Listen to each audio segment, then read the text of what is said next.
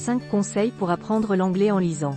Quel que soit votre âge ou votre niveau en anglais, il n'est jamais trop tard pour améliorer votre vocabulaire dans la langue de Shakespeare. L'un des meilleurs moyens d'y parvenir consiste à lire des livres en VO. Voici 5 conseils pratiques pour apprendre l'anglais en lisant. 1. Instaurer un rituel de lecture quotidienne. Comme toute autre méthode d'apprentissage des langues, la lecture de romans ou d'autres livres en VO doit être régulière pour être efficace. Le premier des 5 conseils pour apprendre l'anglais en lisant est donc d'instaurer un rituel quotidien. Accordez-vous une plage de lecture quotidienne d'une durée de 20 minutes minimum. Pour que cette routine quotidienne porte ses fruits et vous aide à progresser dans la langue de Shakespeare, vous devez trouver non seulement un créneau dans votre emploi du temps mais aussi un endroit calme où vous pourrez vous concentrer sur le texte sans être dérangé. Et surtout, amusez-vous. Choisissez des histoires qui vous font envie et ne vous arrêtez pas sur tous les mots que vous ne comprenez pas. Aidez-vous plutôt du contexte pour déduire leur signification. 2. Choisissez des livres correspondant à votre niveau. Le deuxième des 5 conseils pour apprendre l'anglais en lisant peut paraître évident mais il n'en reste pas moins très important. Choisissez des livres correspondant à votre niveau dans cette langue. Si vous vous mettez à lire des ouvrages trop complexes, vous risquez de vous sentir très vite découragé et d'oublier vos bonnes résolutions au bout de seulement quelques jours.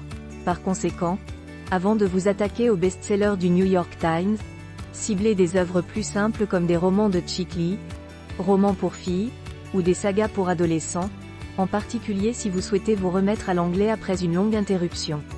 3. N'hésitez pas à commencer par des livres pour enfants. Il peut paraître un peu bizarre pour un adulte de lire des livres ou des magazines pour enfants ou adolescents. Et pourtant c'est un excellent moyen de se familiariser avec la langue de Shakespeare quand on a un niveau débutant.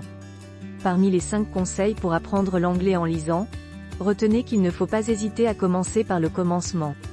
Parcourir des livres pour enfants avec des illustrations qui facilitent la compréhension de l'histoire est une bonne astuce pour acquérir ou consolider les bases d'une langue étrangère.